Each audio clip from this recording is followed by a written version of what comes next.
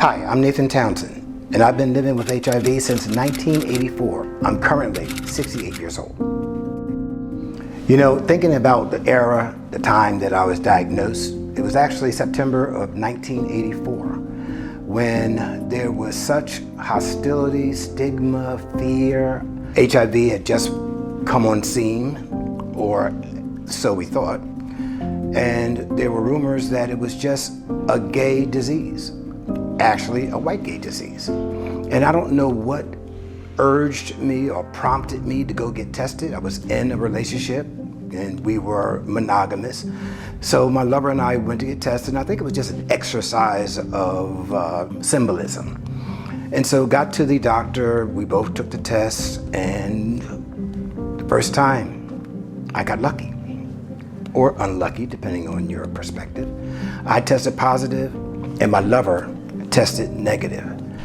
And it didn't make sense at the time because trust and believe, we did everything that you do in a bedroom, which goes to show HIV is not necessarily for everyone. It is actually hard to acquire, but some of us are more vulnerable. I think what made it a little bit more easier for me to deal with a diagnosis, it wasn't so much of a shock because the words that came out of his mouth was, well, I guess we'll just have to start using condoms. That was highly unexpected, because what you expect is that now you're damaged goods. What you expect is now they're gonna leave you.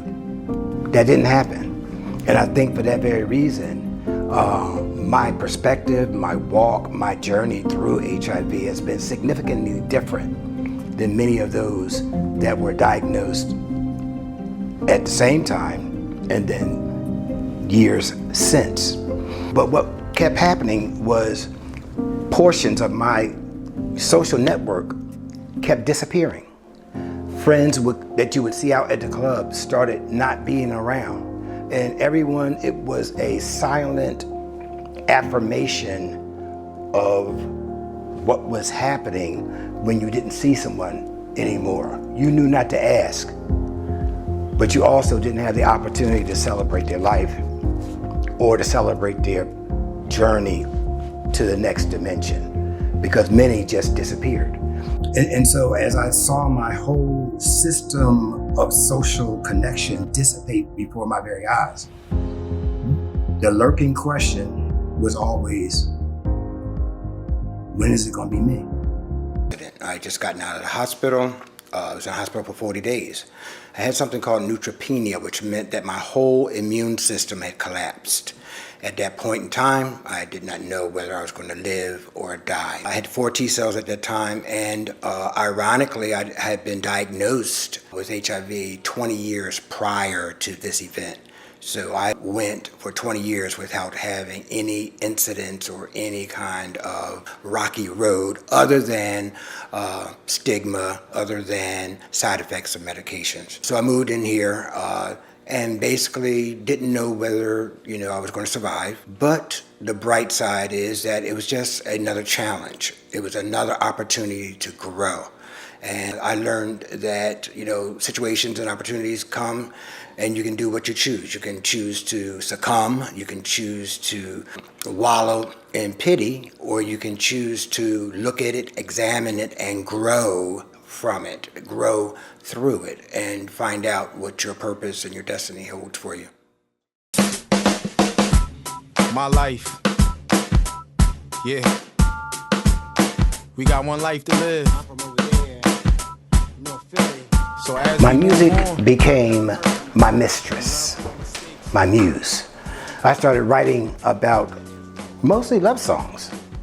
And when you think about it, I was writing same gender loving love songs. Songs from a man to the man he loved. Still to this day, that's not an area that we celebrate. That's not an area that we lift up. But in the 80s, I started writing. My first one was called Can You Remember When? In those moments, I was able to actually be my most truest form of who I was without having to make excuses, without having to explain, without having to apologize. No one knew I was singing to James. No one knew I was singing to Leroy or Larry or Henry or Harry or Barry. It wasn't important, but today it is. And so I was able to throw myself whenever I felt like I was losing myself, or whenever I felt like I needed to find myself, because there's revelation on paper. There are thoughts that you don't say. Do you realize that you talk differently than you write? My whole persona is different on page. And then taking that page and crafting it into song, and taking that song and forming it into voice is a whole different mechanism. And fortunately, that was my outlet. That was how I was able to deal with that.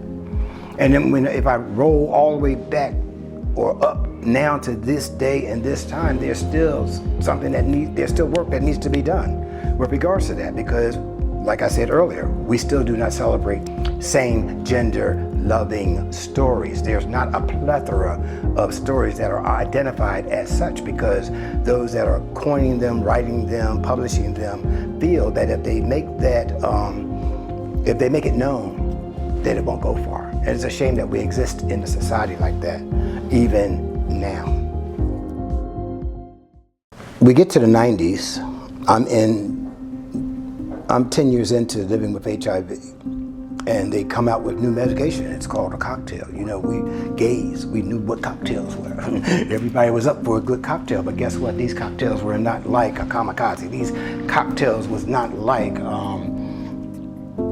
any of the ones that I had known, because the night after, the day of, you went through all kinds of symptoms and all kinds of side effects.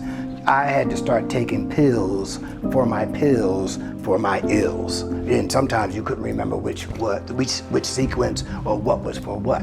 There was one point that I was taking 14 pills a day. You know, now we tout these one pill wonders. That wasn't my blessing. That wasn't my opportunity. I was one of the ones that was heavily medicated. And you know, and I understand why many stopped taking the medication, because it was a horrific experience. You know, but I looked at what's the alternative? It's do this or die. It was just that simple.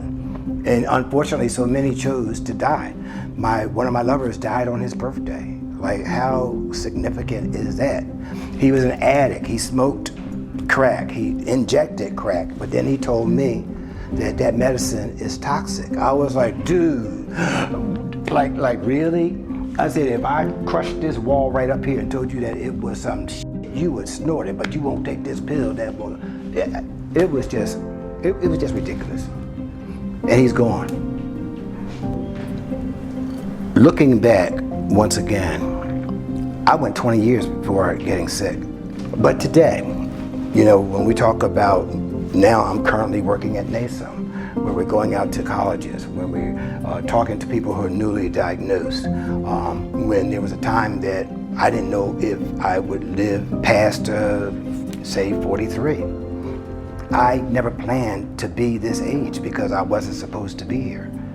And so someone asked me the question, is it easier or is it different? Or do the people now, because there have the advantage of one pill, is it different? It is not different. It is not easier, because at the end of the day, without that one pill, they could easily be gone. So it doesn't matter how many of the regimen or how evolved medication has become. Am I glad that I'm a survivor?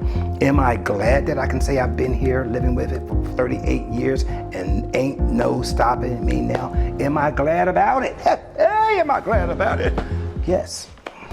Is it still barriers today? Yeah, mental, behavioral, emotionally. You know, HIV is a biopsychosocial disorder. It's not like the woman in the Bible who had an issue of blood, because yes, I do have an issue of blood, but it goes beyond that. Because people still, when we go to test people or offer testing, we hear things like, I ain't got that shit. We hear things like, oh no, I'm clean. And even being in that space, in that moment, are you saying that I'm not clean? Are you saying that I'm dirty? These thoughts still have to resonate and go through and travel through my psyche.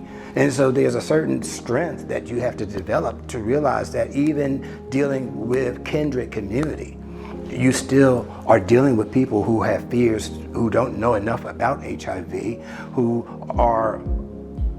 have not been exposed to people living with HIV. So there is reason and cause to create normalcy.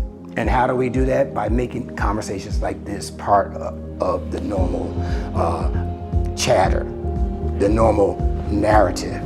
The more people hear it, the more they become accustomed to it. The more people see it, the more they become used to it, the more acceptable it becomes. It's the same struggle that trans-identified individuals deal with. People see who they are, but they don't know who they are. They see how they present, but they don't know them as individuals. Once you see their humanity, all of a sudden how they dress, how they act, how they present, how they show up, how they identify becomes secondary to who they are.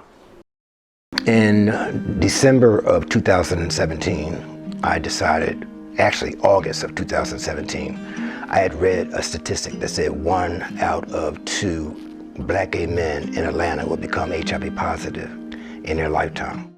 I was in Philadelphia, where I've lived for 64 years, no place else. My mother died, all my aunts and uncles had died, and I started thinking, what's keeping me here?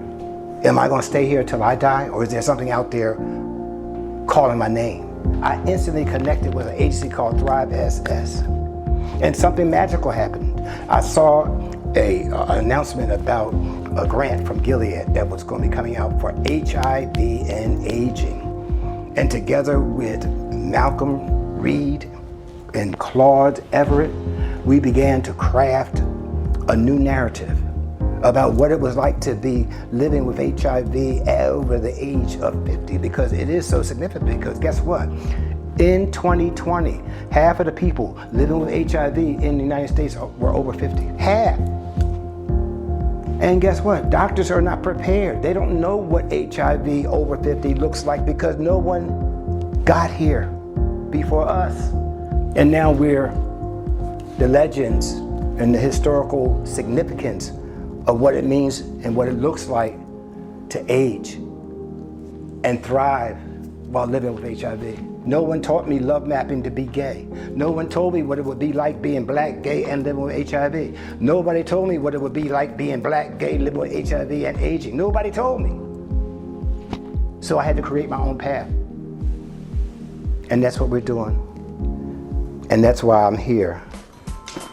This is my life, from A to Z. This is my life.